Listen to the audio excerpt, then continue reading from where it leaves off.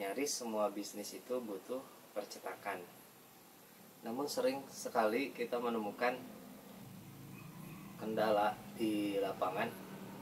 Bang, kok kalau cetak di sini kenapa kadang lebih mahal, di tempat lain lebih murah? Tapi ada satu hal lagi, salah satu produk yang di sini lebih murah, di tempat lain lebih mahal. Kenapa? Karena ada hal-hal sebagai berikut. Yang pertama, percetakan itu menggabungkan antara bisnis jasa dan barang.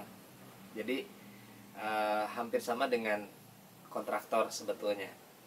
Jadi kontraktor itu kan ada jasa konsultasinya, ada jasa desainnya, kemudian ada bagian konstruksinya atau bagian eksekusi dari desain-desain tersebut. Nah, percetakan pun hampir sama, hanya saja kalau percetakan itu digabungkan dengan dalam satu bidang gitu. Jadi di satu itu ada mulai desain, perencanaan produksi sampai produksinya.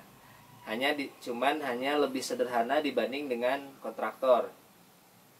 Nah, yang membuat mahal itu sebetulnya bukan proses produksinya, tapi tanggung jawabnya atau proses desainnya atau proses pracetaknya. Seperti ini. Misalnya kawan-kawan akan mencetak sebuah dus untuk untuk produk kawan-kawan.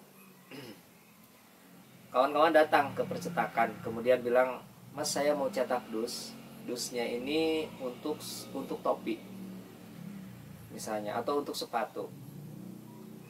Tolong didesainkan ya, Mas."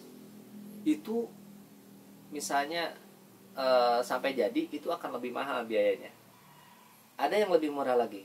Kawan-kawan datang ke situ, kemudian, "Mas, saya mau bikin dus sepatu, sampelnya seperti ini." Nah, itu udah lebih murah lagi tuh. Atau yang lebih murah lagi, kawan-kawan datang ke situ, kemudian kawan-kawan bawa, "Mas, saya mau bikin dus sepatu, ukurannya seperti ini, desainnya sudah saya bawa dalam flash disk ini, kemudian tolong hitungkan biaya cetaknya." Nah, itu akan jauh lebih murah. Kenapa? Karena di situ ada proses berbagi tanggung jawab. Jadi tanggung jawab yang harusnya menjadi tanggung jawab penuh percetakan itu akan dibagi. Jadi tanggung jawab desain, tanggung jawab proses cetak itu akan menjadi tanggung jawab konsumen, sementara si percetakan itu hanya mengeksekusi proses produksinya. Nah, seperti itu. Hal-hal tersebut pun akan membedakan harga. Nah, di sini saya akan membahas bagaimana cara mendapatkan harga percetakan yang paling murah, sekaligus bisa membantu atau sedikit membantu salah satu kebutuhan cetak kawan-kawan.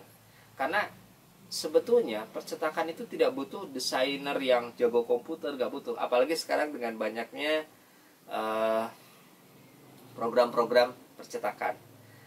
Namun selain itu, saya pun akan membahas untuk teman-teman yang ingin mempelajari percetakan, tentu dengan bidang yang saya pahami. Karena di sini saya karena percetakan itu ada berbagai bidang. Bahkan di setiap percetakan tool yang dipakai aja itu sangat berbeda-beda. Seperti itu kawan-kawan. Jadi jika ingin yang menambahkan, silahkan tulis di kolom komentar.